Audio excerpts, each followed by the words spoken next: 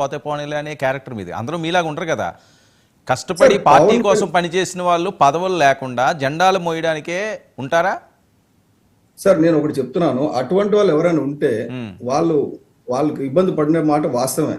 కానీ పవన్ కళ్యాణ్ గారి ఆశయాలను నమ్ముకున్న వాళ్ళు, ఆయన ఏంటంటే 25 ఏళ్ల గురించి భవిష్యత్తు గురించి మనం వచ్చాం, మనం కష్టపడదామనే చెప్పారు తప్ప మీరు రండి గెలిస్తే మీ పదవులు వస్తాయి, వాళ్ళు తగిలేద్దాం వీళ్ళు తగిలేద్దాం ఏం అనలా. ఆయన నిజంగా మీరు అందరికంటే ఎక్కువ మీ టెలివిజన్లో మీరు చెప్తుంటే నేను చాలాసార్లు విన్నాను. ఎందుకంటే యూ అడ్వకేట్ మంచి, అప్పుడప్పుడు మాలాంటి వాళ్ళకి పుల్లలు పడుతుంటారు కానీ బట్ మంచి పనులు చేసిన అన్ని కూడా మీరు తప్పకుండా ముందుకు తీసుకెళ్తున్నారు. పవన్ కళ్యాణ్ గారి ఆలోచన విధానం, ఆయన సిద్ధాంతాలు, ఆయన చేసిన వాళ్ళు ఎవరు కూడా పదవుల గురించి ఆశించరండి. పదవుల గురించి ఆశించే వాళ్ళు పవన్ కళ్యాణ్ గారి పార్టీలో ఉండడం కూడా కష్టమే, వాళ్ళు వదిలేయండి. కానీ పవన్ కళ్యాణ్ గారి పార్టీలో ఉన్న వాళ్ళు అంటే క్యాడర్, మీకు కనబడుతున్న క్యాడర్ 1%.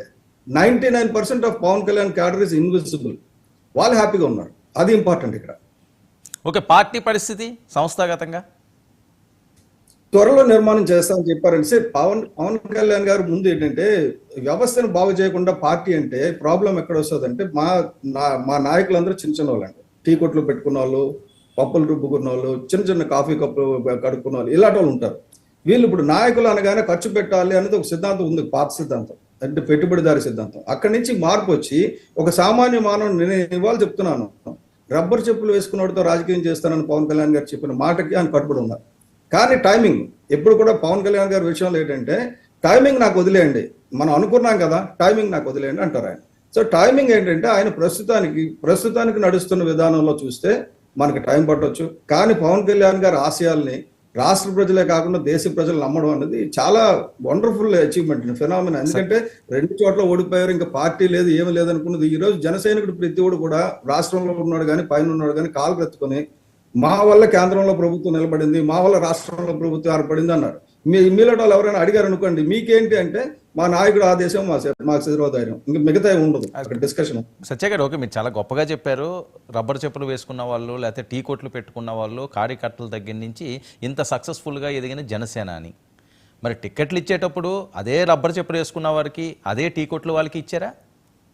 ప్రజలు అడుగుతున్న, చాలా మంది అడుగుతున్న ప్రశ్న ఇది. అదే నేను చెప్తాను, దానికి సమాధానం చాలా మంచి ప్రశ్న అడిగారు. సమాధానం ఏంటంటే ఇదివరకు 2019లో అలాంటి వాళ్ళకి ఇచ్చారు. అలాగే ఇదివరకు ప్రజారాజ్యం అనేది కూడా పవన్ కళ్యాణ్ గారి పార్టీ, చాలా మంది చిరంజీవి గారి పార్టీ అనుకుంటారు కానీ కాదు, ప్రజారాజ్యంలో కూడా మనమ్మ అన్న ఆవిడ తీసుకెళ్లి ఆ టికెట్ ఇచ్చారు, మొట్టమొదటి టికెట్. ఇప్పుడు బస్ కండక్టర్ కొడుక్కి టికెట్ ఇచ్చారు, అవన్నీ తాపీ మేస్త్రి కొడుకులకి ఇచ్చారు. ఇప్పుడు 2019లో ఓడిపోయారు. వ్యూహం మార్చి ఇలా కాదు, మనం గెలుపు పెడదాం, తర్వాత మనం వ్యూహాలకు తీసుకొద్దాం అని చెప్పేసి పెట్టారు. నేనేమంటానంటే ఎప్పుడు కూడా కత్తి అనేది సర్జరీకి వాడొచ్చండి, చంపడానికి వాడొచ్చు. ప్రస్తుతానికి పవన్ కళ్యాణ్ గారు సర్జరీ చేస్తున్నారు. నాకు తెలుసు ఆయన ఆలోచన విధానం ఎటువంటిదో ఎక్కడ ఉంటుందో. ఇప్పుడు ఆయనతో పనిచేస్తున్న వాళ్ళు ఎవరినైనా అడగండి, అధికారులు కానీ ఆ ఫారెస్ట్ ఆఫీసర్స్ కానీ. ఫారెస్ట్ ఆఫీసులు ఎన్విరాన్మెంట్ చెక్ పోస్ట్ అని పెట్టారు. నేను మారేడుమిల్లి వెళ్తున్నప్పుడు చూశాను. ఎన్విరాన్మెంట్ చెక్ పోస్ట్ ఏంటంటే ఫారిన్ కంట్రీలో ఉన్నట్టుగా మీ కార్లో ఉన్న చెత్త అక్కడ పడేయండి, మీకు ఏమైనా మీరు ప్లాస్టిక్ బాటిల్స్ ఏమైనా పట్టుకెళ్తే మీరు తిరిగి తీసుకురండి, ఇంకో సంచి పట్టుకెళ్ళండి, తీసుకొచ్చి ఇక్కడ ఇవ్వండి, మీరు ఒక 50 రూపాయలు డిపాజిట్ చేస్తే మీకు సంచి ఇస్తామని చెప్పేసి ఎలా తీసుకొస్తారంటే ఫారెస్ట్ లో చెత్త లేకుండా చేశారు. పంచాయతీలు ఇన్వాల్వ్ చేసి పంచాయతీ ప్రజల దగ్గర నుంచి కొద్దిగా 50 రూపాయలు డబ్బులు కలెక్ట్ చేసుకొని ఇప్పుడు ఏజెన్సీ ఏరియాలోకి వెళ్తే ఎక్కడ కూడా మీకు చెత్త కనపడడంలా. ఇది ఇదివరకు ఎప్పుడు లేదు అటువంటిది. అలాగే మీకు 700 మడాడవులు కొట్టేశారు, 100 ఎకరాలు మడాడవులు కొట్టేశారని నేను యుద్ధం చేసి జగన్మోహన్ రెడ్డి మీద యుద్ధం చేసి తీసుకొచ్చి రిస్టోరేషన్ చేయిస్తున్నాం. ఈ లోపల ఆయన డైరెక్ట్ గా 1700 ఎకరాలు మడాడవులు పెంచడానికి ప్రణాళిక పెట్టేశారు. మీకు పవన్ కళ్యాణ్ గారు సంవత్సరంలో చేసింది చూస్తే అండి, నేను అంటే ప్రభుత్వం అని చెప్పను కానీ నేను, ఎందుకంటే because I'm more focused in environment కాబట్టి, పవన్ కళ్యాణ్ గారు సంవత్సరంలో ఇచ్చింది కానీ చూస్తే మీరు ఆశ్చర్యపోతారు అనమాట. అంటే ఇన్ని మనుషులు ఒక మనిషి చేశాడా అన్నది మీకు చెప్తాను.